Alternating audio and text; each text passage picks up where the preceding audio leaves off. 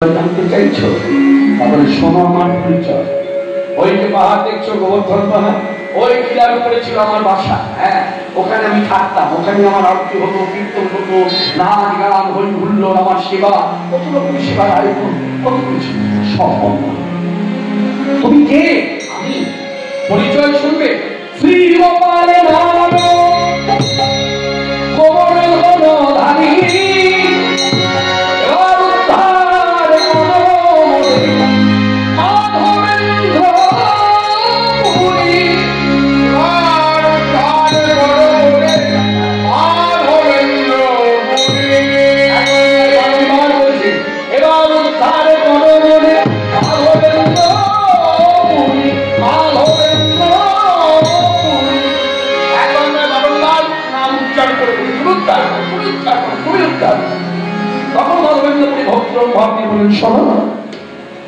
সবাই তোমার চরণ ধরুন, তার কি বিপরীত লীলা খেলা।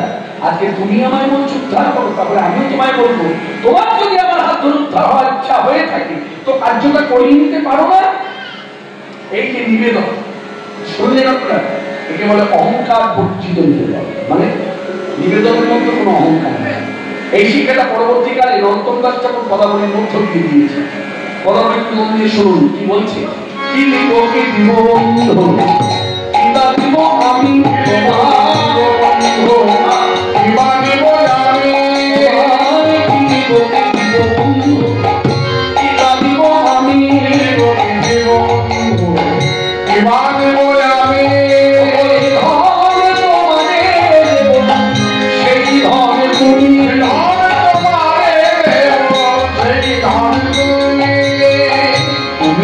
আমারি বন্ধু সকল তোমার, আমার সকল তোমার, তোমার তোমায় দেব কি আছে আমার, তোমায় দেব কি আছে আমার।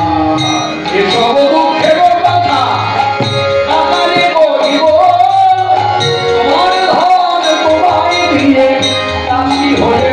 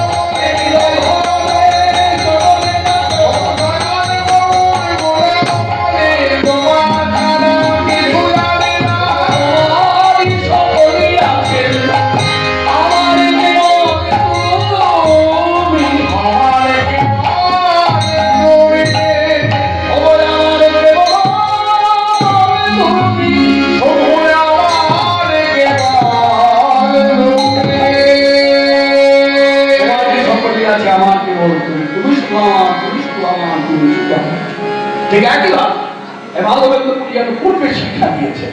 তোমার যদি উদ্ধার হবার ইচ্ছা হয়ে থাকে আমার হাত দিয়ে তো করিয়ে না। বলতে বলতে স্বপ্ন শেষ। রাত্রি ভোর গোপাল স্বপ্ন থেকে সরে গেল।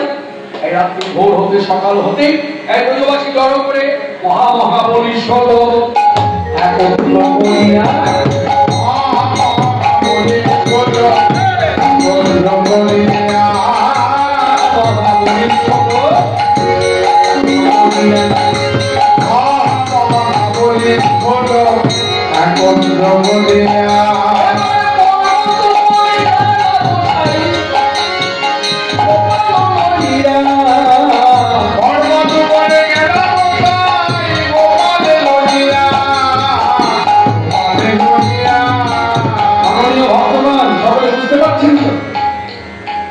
প্রথমে গোপাল স্বপ্নে দেখা দিয়ে বললো কুঞ্জের ভেতরে লুকিয়ে আছে।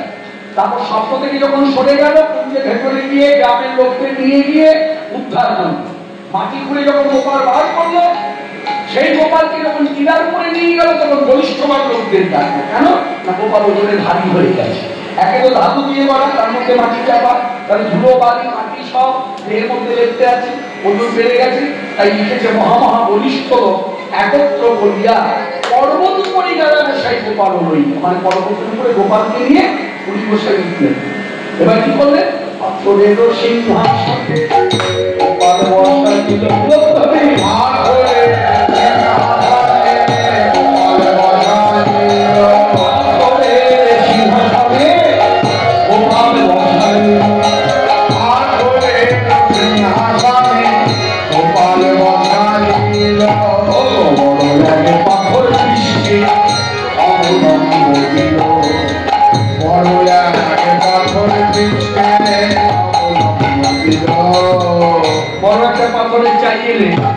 গোপাল যেখানে দাঁড়িয়ে আছে তার পৃষ্ঠা দেশে যেই ঠাক্কা দেওয়া হয়ে গেল, মাধবেন্দ্র পুরী গায়ে লোককে ডেকে বললেন, শোনো শোনো শোনো, গোপালের এবার স্নানের আয়োজন করো। এই তখন বৃন্দাবনে প্রজাঙ্গনগর অল্প বয়সের মেয়েরা সারিবদ্ধ ভাবে দাঁড়িয়ে ঘর কাকে ডাগলি নিয়ে তারা ছুটলো, 100 খানা নতুন ঘর দিয়ে জল এনে দিল। কি আনন্দ কি আনন্দ! আপনারা যারা জল ছাড়তে যান বিভিন্ন অনুষ্ঠানাদিতে তারা জানেন জল ছাড়ার কি আনন্দ। মেয়েরা যখন জল ছাড়তে যায় কত রকম গান হয়, কত নাচ হয়, কত হই হইল। এখানে আমরা সেই ভাবটা অন্তরে এনে ভক্তি ভক্তি গাইব।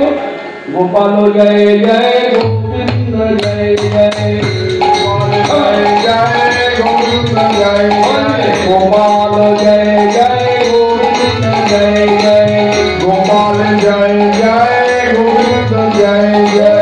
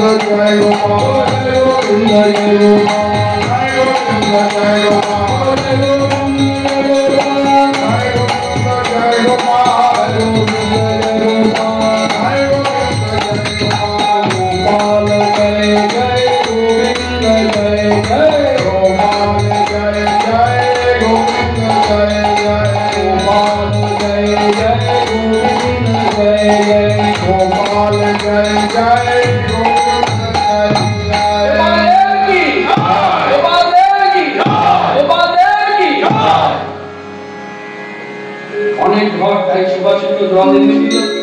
মনে রাখবেন এই এত জল যে এনে দিল সেই জলের সঙ্গে মাধবেন্দ্রপুরীর চোখের জল মিশ্রিত করে এই গোপালের স্নান হলো। স্নানের পর যা হয় পোশাক মানে একেবারে শৃঙ্গার মানে সাজানো হলো, হ্যাঁ এই অপূর্ব সাজে সজ্জিত করে এবার মাধবেন্দ্রপুরী সকলকে বললেন এবার সেবার আয়োজন হোক। মনে রাখবেন এই অন্নকূট উৎসব কালী পুজো পর্যন্ত প্রতিপত্তি এই অন্নকূট উৎসবের কথা আমরা যারা বাঙালি ভক্ত আমরা জানতাম না। এই অন্নকূট উৎসব প্রথম করেছিলেন ভগবান শ্রীকৃষ্ণের সীতানন্দ মহারাজ। ওটা গোবর্ধন পূজাটাই হচ্ছে অন্নকূট উৎসব। পরবর্তীকাল মাধবেন্দ্রপুরী চৈতন্যদেব পরম গুরুদেব যখন গোপাল লীলায় মানে তোমার প্রতিষ্ঠা করলেন, সেই লীলাতে যখন তিনি সেবার আয়োজন করলেন এই সেবাকে বলা হয় অন্নকূট সেবা। বিভিন্ন রকমের দ্রব্যাদি, কত রকমের অন্ন, সাদা অন্ন, পুষ্পান্ন, পরমান্ন, খেচড়ান্ন, কত রকমের ভাজা, কত রকমের রসা, কত রকমের শাক সবজি দিয়ে কত কিছু কন্যা বিদায় রাশি রাশি যারা পারল না তারা বসে গেল বানাতে রাশি রাশি হালুয়া সুপ আকারে অন্ন আর কত কি বলবো, এত দ্রব্য আদি দিয়ে যে সেবা, এটাই বলে অন্নকূট। এবং অন্নকূটের পোশাক উৎসবের কথা যেমন আমরা জেনেছি, তার সঙ্গে এটাও জেনেছি যেটা উপরি পাওনা, অন্নকূট প্রসাদের মাধুরী কি মহিমা। অন্নকূটের প্রসাদ যে পায় তার জীবনে কখনো কোনোদিন অন্নের অভাব হয় না। কি বললাম ভাইরা, মনে দেখবে, অন্নকূটের প্রসাদ যে পায় তার জীবনে কখনো কোনোদিন অন্নের অভাব হয় না। একটু বলে দিই আপনাদের, যদি কোথাও শুনলেন অন্নকূট হয়েছে আয়োজন, ভিখারি মানুষ ভিক্ষা, এই ভিখারি কথাটা বললাম এটাতে খারাপ ভাববেন না। এই যে ভিক্ষা করতে গেছি, কি ভিক্ষা করতে গেছি এটা ভাবলাম, আমি ভগবানের অপরাধ ভিক্ষা করতে গেছি। এতে মান নষ্ট বা মান বাড়ে এটা বলবো না, এতে কোনো বিশেষ করে এই কথাটাই এলো এই কারণে যে মান কখনো নষ্ট হয় না। হয়তো আমি জমি না, যার বাড়িতে আয়োজন হয়েছে আমার থেকে অনেক অর্থ সম্পদ কম হলো, অন্নকূটের প্রসাদের আয়োজন যখন হয়েছে আমার উচিত প্রসাদের দাঁড়িয়ে গিয়ে ভিক্ষা করা। হ্যাঁ, আমার চলবার শক্তি নাই বা আলাদা কথা, সামর্থ্য নাই আলাদা কথা, কিন্তু আমার চলবার শক্তি আছে, সামর্থ্য আছে, তবু আমি বসে আছি, প্রসাদ আমার বাড়িতে আসবে না, প্রসাদের দ্বারে আসতে হবে। এই শিক্ষা দিয়েছে ভগবান চৈতন্য। প্রতিদিন যখন তিনি থাকতেন, প্রতিদিন জগন্নাথের মন্দিরে আরতি দর্শন মঙ্গলারতি একবার করে উপভোগ ভিক্ষা করতেন পুরী পাণ্ডবরা। মহাপ্রভু চৈতন্যের নিজে আচরণ করে আমাকে আপনাকে শিক্ষা দিয়েছে, প্রসাদের দ্বারে আসুন, প্রসাদকে ভিক্ষা করুন। মানে প্রসাদ আর ভগবানের কোনো ভেদ নাই। যেমন ভক্ত আর ভগবান একটা ভেদ থাকে, কিন্তু কোনো ভেদ নেই। মানে ভগবান কখনো ভক্তের মধ্যে হয়, ভগবান ভক্ত হলো কেন, এই যে চৈতন্যদেব ভক্ত ভাবে সব করেছেন, কৃষ্ণনাথ জপ করেছেন, কৃষ্ণের ধ্যান করেছেন, কৃষ্ণকে খুঁজেছেন, কৃষ্ণ বলে কেঁদেছেন, কৃষ্ণ বলে ঘোড়ায় ঘোড়া করে দিয়েছেন, এগুলো ভক্তের ভাব। মনে রাখবেন ভগবান কৃষ্ণ মনে মনে বিচার করেছেন যে আমার নাম করে কাঁদা, আমার নাম করে, আমার নাম করলে যে সুখ, আমার নাম শ্রবণে যে সুখ, যতক্ষণ আমি তুমি না হব আমি এই সুখ পাবো না। যার জন্য তিনি রাধা ভাবে গেলেন। যেমন সূর্য দেখতে গেলে, আপনি যদি গ্রামের কোন জলাশয়ের ধারে দাঁড়িয়ে সূর্য দেখেন, আপনি সূর্য দেখবেন। আপনি ছাদে দাঁড়ান, সেখানেও দাঁড়িয়ে সূর্য উঠছে দেখছেন, একটা আনন্দ হচ্ছে। কিন্তু বলুন তো ভাইরা, এটা তো ঠিক, এখানে সূর্য দেখার আনন্দ একটা, দার্জিলিং এর টাইগার হিলে দাঁড়িয়ে সূর্য দেখার আনন্দ কি আর? লক্ষ লক্ষ মানুষ ওখানে অপেক্ষা করে, ওই 3:30 থেকে, মানে দেখবেন 3টে থেকে 3:30 থেকে লাইন দেয়, মানে ওই পাহাড়ে উঠবে, গাড়ির পর গাড়ি যাচ্ছে, কেন? সূর্য দেখার জন্য। টাইগার হিলে দাঁড়িয়ে সূর্য দেখার যে উপলব্ধি, সেটা অন্য কোনো জায়গায় হয় না। ঠিক তো আপনি ভজন সাধনে যতক্ষণ রাধা বলতে না আসবেন, ততক্ষণ কৃষ্ণ সূর্যকে আপনি জানতে পারবেন না।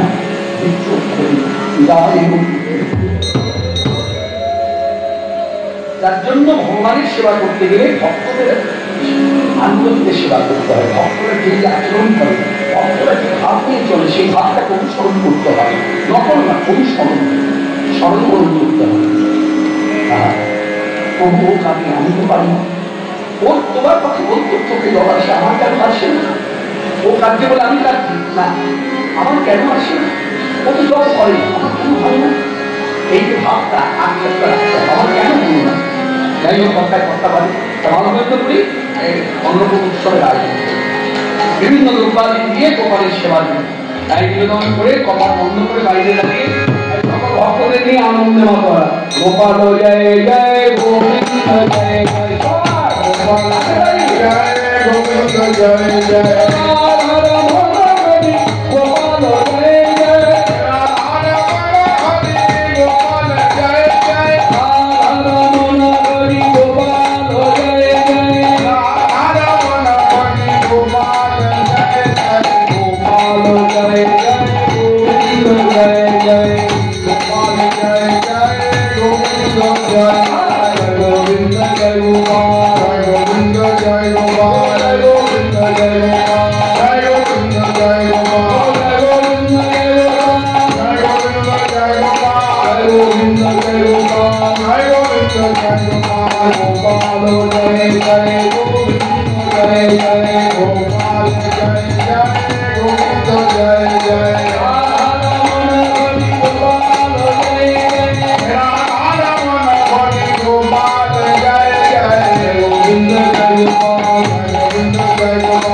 Govinda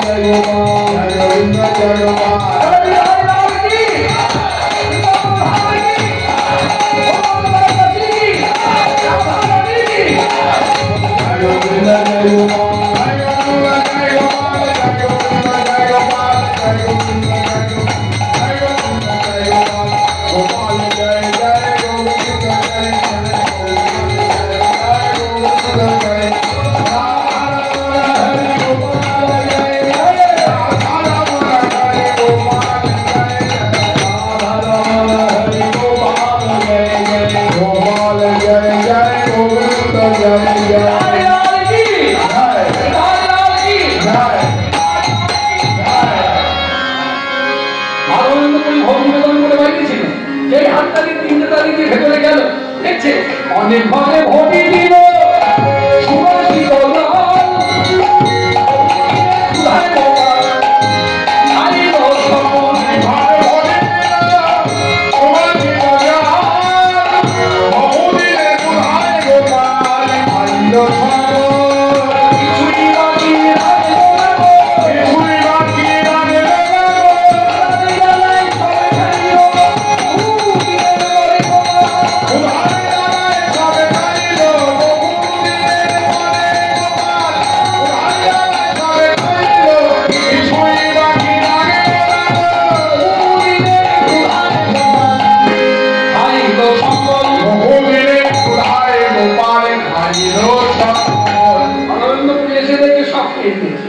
তখন মাধবেন্দ্র পুরী বলছে অনেকদিনের পূজা তাই না? হ্যাঁ, সব না খেয়ে ঠাকুরই বা কেমন তাই কিন্তু কি বলুন তুমি তো খেয়েছি তোমার পেট ভরেছি কিন্তু বাইরে যারা অপেক্ষামান তোমার একটু পোশাক পাবে বলে আমি কি করি বলো তাদের হাতে আমি কি দেবো? মাধবেন্দ্র পুরী কথাগুলো যেন একেবারে বুকের মধ্যে দিতেই গেল। পাথরে মূর্তি গোপাল যে তৎক্ষণাৎ কি করলেন? লীলা প্রকাশ করলেন। কি করলেন? লীলা প্রকাশ করলেন। যেমন দেখিল পুরায় তেমনই হইল, যেমন দেখিল পুরায় তেমনই হইল, মাধবেন্দ্র পুরীর সাপূর্ণ হইল। যেমন দেখিল পুরায় তেমনই হইল, মাধবেন্দ্র পুরীর ইচ্ছায় গোপালের পূর্ণ করিল। ঠিক যেমন ছিল তেমনই হলো, সব ভাঙ্গ করিল। তখন মাধবেন্দ্র পুরী বিচার করলেন মনে মনে, এখন আমার করণীয় কি? ভাঙ্গ নিয়ে বাইরে যাও না, তুমি একবার খেয়েছো তাহলে হাতে তো মুখে তো, তাই এবার শঙ্খ জলে ঘুমাইয়ে দিল, শঙ্খ জলে ঘুমাইয়ে দিল, শঙ্খ জলে ঘুমাইয়ে দিল, শঙ্খ জলে ঘুমাইয়ে দিল, প্রথমে মুছাইয়ে দিল, শঙ্খ জলে ঘুমাইয়ে দিল, প্রথমে মুছাইয়ে দিল, এই পোড়া মনে করিল, প্রথমে মুছাইয়ে দিল, এই পোড়া মনে করিল, শঙ্খ জলে ঘুমাইয়ে দিল। উদ্ধান হয়ে গেল, আচমন হয়ে গেল। মাধবেন্দ্র পুরী প্রসাদ এনে বাড়ির সকল ভক্তদের হাতে হাতে নিবেদন করল। সবাই প্রসাদ পেল, গোবিন্দ পুরীর জলে হাত ধুয়ে মুখ মুছে এবার মাধবেন্দ্র পুরীকে ভক্তি করে বললেন আমাদের করণীয় কি? গোপাল তো প্রতিষ্ঠা হলো কিন্তু আমাদের করণীয় কি? বলছে নিত্য প্রতিদিন আপনারা এখানে আসবেন, আরতি হবে, কীর্তন হবে, নর্তন হবে, বাদ্যযন্ত্র বাজবে, আপনারা যে যা পারেন তা করবেন। এটা সেবা ভঙ্গ। যারা নাচবেন সেটাও সেবা, যারা গাইবেন সেটাও সেবা, যারা বাজাবেন সেটাও সেবা, হ্যাঁ, যারা দুর্বাদী সম্ভার করেছেন সেবার জন্য সেটাও সেবা। এইসব কথা যখন নিবেদন হলো এবার ভক্ত সঙ্গে মাধবেন্দ্র পুরী কীর্তন করছে, গিরিধারী গোপাল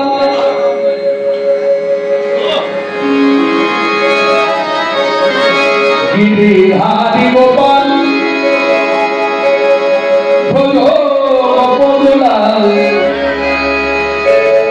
অপরূপ লীলা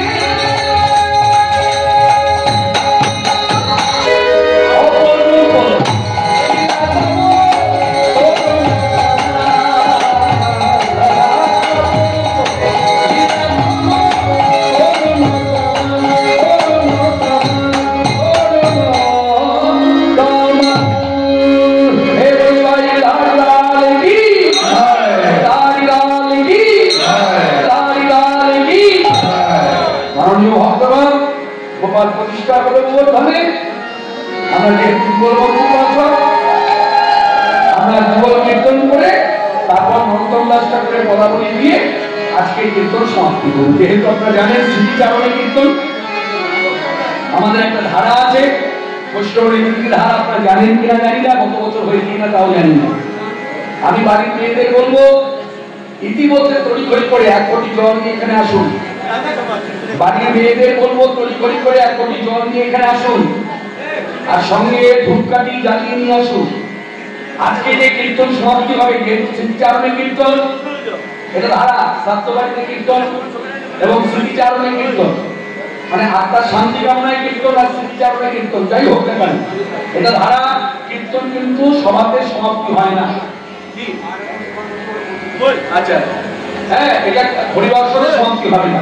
আমরা এখান থেকে কীর্তন নিয়ে হরিনাম নিয়ে মা যে ঘরে থাকতে সেই ঘরে আমরা যাব, সেখানে গিয়ে প্রেম ধ্বনি দিয়ে সমাপ্তি হবে। বোঝাতে পারলাম? গত বছর এই নিয়ম হয়েছে কিনা জানি না, হয় না।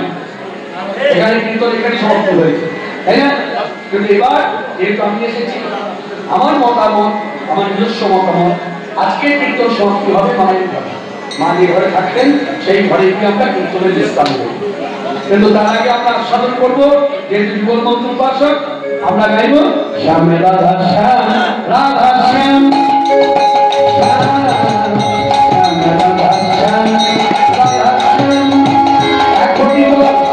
একটু ধূপকাঠি জ্বালিয়ে সঙ্গে শঙ্খ আসুন। শ্যাম রাধা শ্যাম রাধা শ্যাম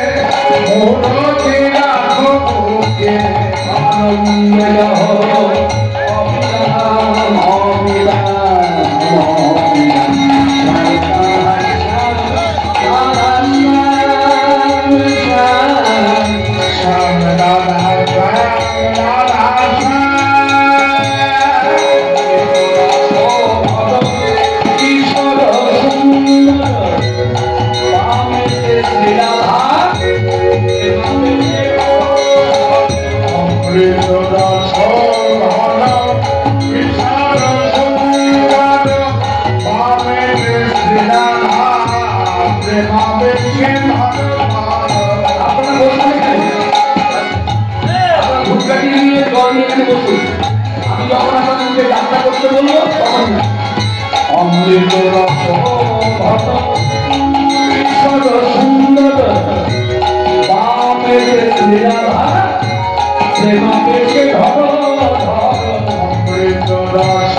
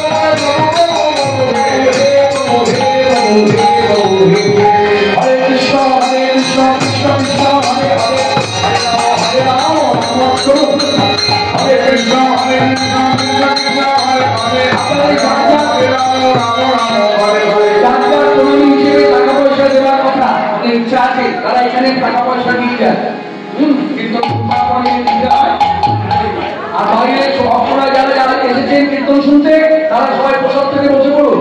প্রসাদ না পেয়ে কেউ যাবেন